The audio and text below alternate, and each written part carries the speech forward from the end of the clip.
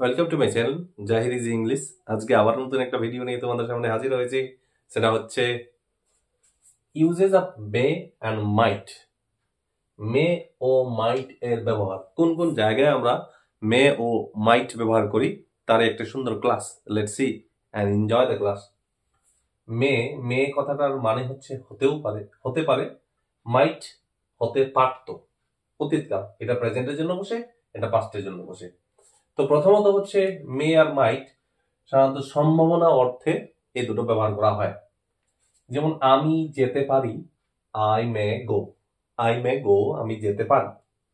সে সফল হতে পারে, হি মে সাকসিড। সে সফল হতে পারে, পারবে কিনা গ্যারান্টি না, কিন্তু হতে পারে, সম্ভাবনা। আমি বাজারে যেতে পারতাম, আমি বাজারে যেতে পারতাম।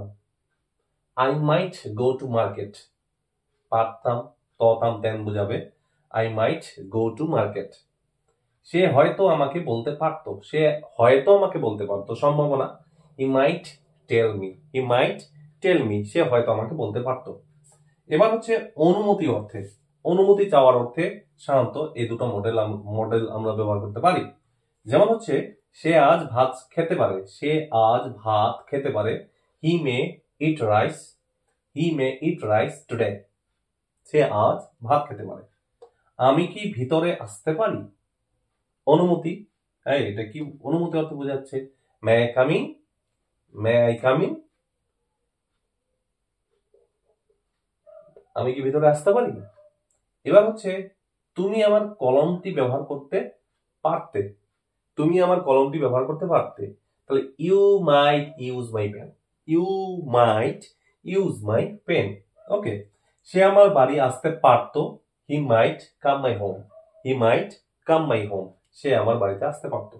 এবার ইচ্ছা অর্থে, ইচ্ছা বা প্রার্থনা অর্থেও আমরা সাধারণত হচ্ছে মে ব্যবহার করি, মাইট ব্যবহার করি। তুমি সুখী হও, মে ইউ বি হ্যাপি। তুমি সুখী হও, মে ইউ বি হ্যাপি। তুমি সুখী হও। তুমি সফল হও, মে ইউ সাকসিড। তুমি সফল হও। তোমার উন্নতি হোক, মে ইউ প্রসপার। তোমার উন্নতি হোক, মে ইউ প্রসপার।